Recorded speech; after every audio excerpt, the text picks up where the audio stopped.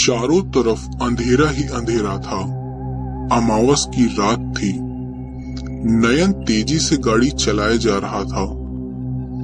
रोमा उसे बोल रही थी कि पहुंच जाएंगे ना घर, आखिर इतनी तेज गाड़ी क्यों चला रहे हो।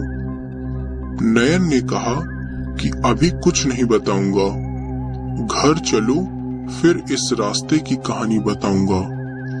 लेकिन रोमा ने जिद पकड़ ली कि मुझे जानना है क्या है आखिर इस हाईवे का सच।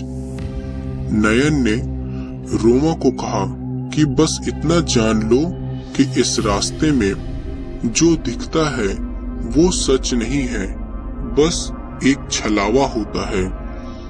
इसलिए हमें ध्यान नहीं देना है कि कोई भी कितना भी जरूरतमंद क्यों न हो, हम कार को नहीं रोकेंगे और ना ही कार से उतरेंगे।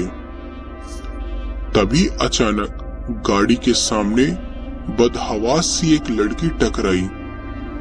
गाड़ी के शीशे पर हाथ दिखाने लगी। उसकी हालत बहुत खराब लग रही थी और उसके कपड़े भी फटे हुए से थे। नयन ने रोमा को कहा, ये हमारी आंखों का धोखा है, तुम ध्यान मत दो। तभी रोमा गुस्से से बोली, ये लड़की मुसीबत में है, तुम कैसी बातें कर रहे हो। मैं सही बोल रहा हूँ, ये लड़की हमारी आंखों का धोखा है। तुम बात को समझो रोमा, हम अगर गाड़ी से उतर गए तो हमारी जान को खतरा है। मैंने इस जगह के बारे में दादी से बहुत सी कहानियां सुनी हैं। नयन ने रोमा को समझाते हुए कहा, वो सब मैं नहीं सुनना चाहती।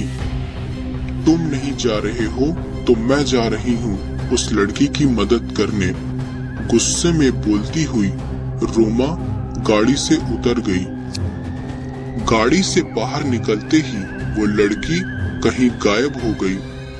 नयन ने कहा, रोमा जल्दी अंदर आओ, लेकिन तब तक रोमा को किसी ने दूर ढकेल दिया। आगे देखा तो वो लड़की हंस रही थी। रोमा उठ नहीं पा रही थी, इधर नयन गाड़ी से निकल भी नहीं पा रहा था। लग रहा था कि कोई बाहर से गाड़ी को जोर से दबोचे हुए है।